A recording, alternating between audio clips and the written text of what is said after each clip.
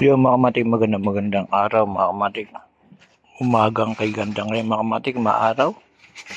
Ayan, medyo magulo-gulo pa yung bahay mga kamatik. Ngayon mga kamatik, marami akong ditong pili. Ayan, dami kong pili mga kamatik.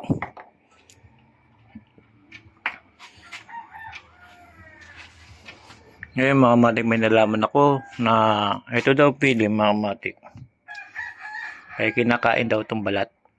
Itong pinaka ano yan mga kamatik, sabi daw lublub lang daw na mainit.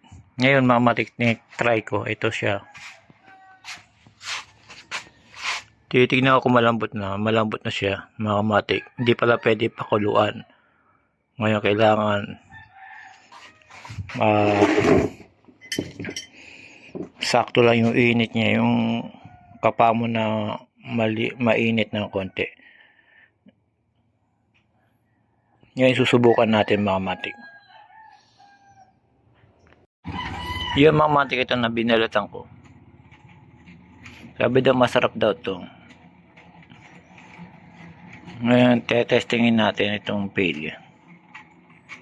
Sasawsaw lang daw sa asukal. Tikman ko mga kamatik, sasabihin siya kung ano lasa.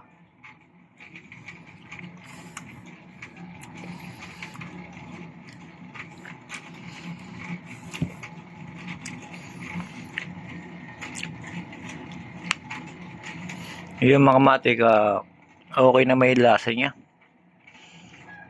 Kung nakatikim kayo ng lasa niya mga kamatik, parang lasa siya na uraro.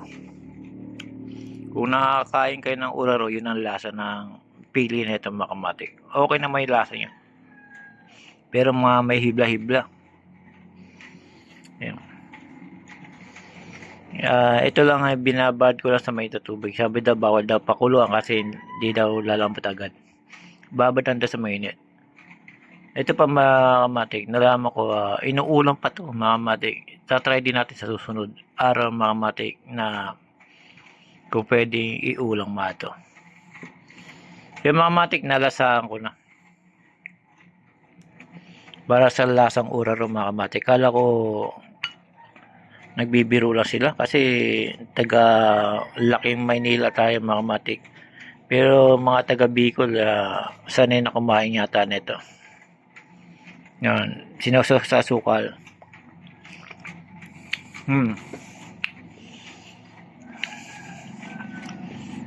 Lasang uraro talaga mga kamatik.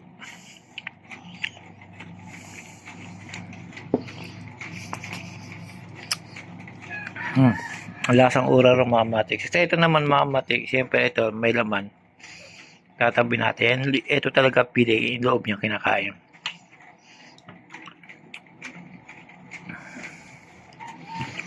Ngayon ko lang tinikman mga kamatik na kung ano yung lasa niya mga kamatik pagka nilaga. Binabala sa mainit na tubig. Ito ang pili mga kamatik. Yung mga kamatik, hanggang dito na lang. Try naman natin sa susunod araw kung pwede. Masarap daw ito lagyan ng bago isda. Try natin sa susunod mga kamatik. Hanggang dito na lang. Salamat.